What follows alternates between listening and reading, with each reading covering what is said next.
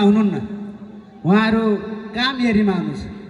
काम कसरी भइराखेको छ, जनताको उद्देश्य चाहना र इच्छा अनुसार कामकाज बढिया छ कि छैन भन्ने कुरा, यो समितिले कसरी कामकाज गर्यो भन्ने कुरा यहाँका वक्ताहरूले मूल्याङ्कन गरिराख्नु भएको छ।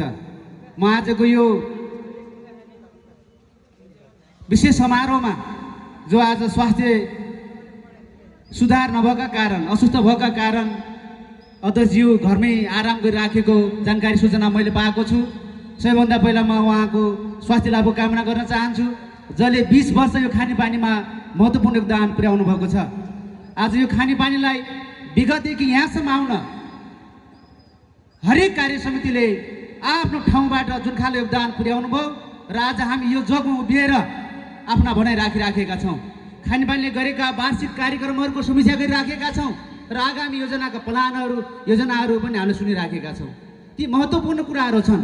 अघि तपाईँ हामीले सुन्यौँ, सचिवले कोषाध्यक्षले बडो सुन्दर ढङ्गले आफ्ना प्रस्तुतिहरू राख्नु भएको छ।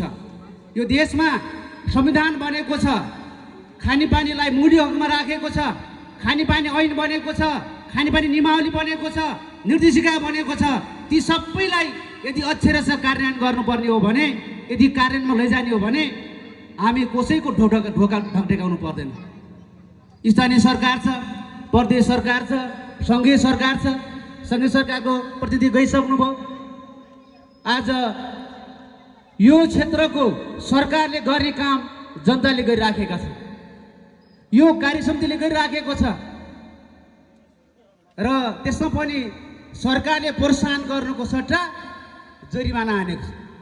आज खानेपानी संस्थाले गरेका काम गर्दाखेरि भएको आम्दानीमा 25% कर लगाएको छ। आज लाखौँ रुपियाँ खर्च गरेर प्यान नम्बर ल्याउन खानेपानीहरू बाध्य छन्। हुने खानेपानी योजनाहरूले लाखौँ खर्च गरेर प्यान नम्बर ल्याएका छन्, नहुने खानेपानीहरूले ल्याउन सकेका छैनन् र त्यहाँ योजना अलपत्र परेका छन्। एक घर एक धारा जनताको अधिकार कुरा सरकारले गरिराखेका छ, तर व्यवहारमा कार्यान्वयन छैन। त्यसकारण यो सबै कुरालाई यहाँ सरकारको प्रतिनिधित्व गर्ने एउटा सरकारका प्रमुखहरू हुनुहुन्छ, दलबाट टिकट दिने राजनीतिक दलका प्रतिनिधिहरू हुनुहुन्छ। तपाईँहरूलाई म निवेदन गर्न चाहन्छु, तपाईँ जनताको पक्षमा पैरवी गर्नुहोस्, जनताको पक्षमा काम गर्नुहोस् र जनतालाई सहज ढङ्गले खानेपानी पुर्याउनुहोस् भन्दै मेरो आफ्नो छोटो बाणी अन्त्य गर्न चाहन्छु। धन्यवाद, नमस्कार।